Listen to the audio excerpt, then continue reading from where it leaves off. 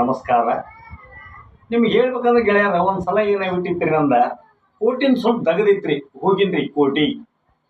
ಅಲ್ಲಿ ಒಂದು 3 ಮಂದಿ ಹೆಣ್ಮಕ್ಳು ಬಂದಿದ್ದರ್ರಿ, ಪರಿಚಯದವ್ರಲ್ರಿ. ಯಾಕ್ರಿ ಯಾಕಾರ ನೀವು ಇಲ್ಲಿ ಅಂತ ಕೇಳೀನಿ.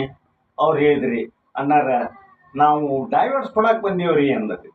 ಯಾರಿಗಿರುವ ಅಂತೇನು ಇಲ್ರಿ, ನಮ್ಮ ಗಂಡುಗಳಿಗೆ ಕೊಡಾಕ್ ಬಂದೇವು. ಯಾಕ್ರಿ ಏನು ಮಾಡ್ತಾನೆ ನಿಮ್ಮ ಗಂಡ ಅಂತ ಕೇನಿ. ನನ್ನ ಗಂಡ ಡಾಕ್ಟರ್ ಅದನ್ರಿ. ದಿನ ಸಂಜೆಗೆ ಡ್ಯೂಟಿ ಮುಗಿಸಿ ಬರ್ತಾನ್ರಿ, 2 ಗುಳಿಗೆ ಕೊಡ್ತಾನೆ, ಇನ್ನೊಂದು 4 ದಿನಕ್ಕೆ ಆರಾಮಾಕೈತಿ, ರೆಸ್ಟ್ ಆಗಲಿ ಅಂತಾನೆ.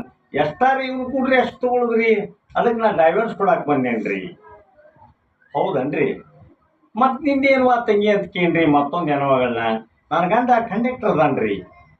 ಡ್ಯೂಟಿ ಮುಗಿಸ್ತಾನೋ ಬರ್ತಾನ್ರಿ, ಊಟ ಮಾಡ್ತಾನ, ಮಲ್ಕೊಂಡಿರ್ತೇವ್ರಿ. ಟಿಕೆಟ್ ಅಂತಾನೆ. ಹತ್ತೊಂದು ಸರಿ ಇನ್ನೊಂದು ಸೀಟ್ ಹಿಡ್ತೈತೆ, ಹತ್ತೊಂದು ಸರಿ ಇನ್ನೊಂದು ಸೀಟ್ ಹಿಡ್ತೈತೆ ಅಂತಾನೆ. ಎಲ್ಲಿ ಅವ್ನು ಕುಡಿದೇವು ಇಟ್ಟು ಪಲಂಗದಾಗ 8 ಸೀಟ್ ಅಂತ ಹಾಕ್ತಾನ್ರಿ ಇವ. ಹೌದನವ, ಭಾಳ ತ್ರಾಸನೇ ಆತವ ತಂಗಿ ನಿಂದೇನ ಗಂಡ ಏನು ಮಾಡ್ತಾನೋ ಅಂತ 3ನೇದಾಗಿನ್ ಕೇನ್ರಿ. ನನ್ನ ಗಂಡ ವಿಶ್ವ ಪ್ರಶಸ್ತಿ ಕಬಡ್ಡಿ ಚಾಂಪಿಯನ್ ಅದನ್ರಿ ಅಂತ ಹೇಳಿದ್ರು. ಅಂಥ ಮನುಷ್ಯಾಗ ನೀ ಎಲ್ಲಿ ಕೊಡ್ತೀವ? ಡೈವರ್ಸ್ ಕೊಡಬೇಡ ತಂಗಿ, ಹೋಗ್ಬೇಡಿ ಅಂತ. ಇಲ್ಲ ನಾನು ಕೊಡಾಕೆ ಅನ್ಲ. ಯಾಕವ ಎದ್ರ ಸಲ ಕೊಡ್ತೀನಿ ನೀನು? ಇಲ್ರಿ, ಆಫೀಸಿಂದ ಬರ್ತಾನ್ರಿ, ಊಟ ಗೀಟ ಮಾಡ್ತಾನ, ಮಲ್ಕೋತಾನ.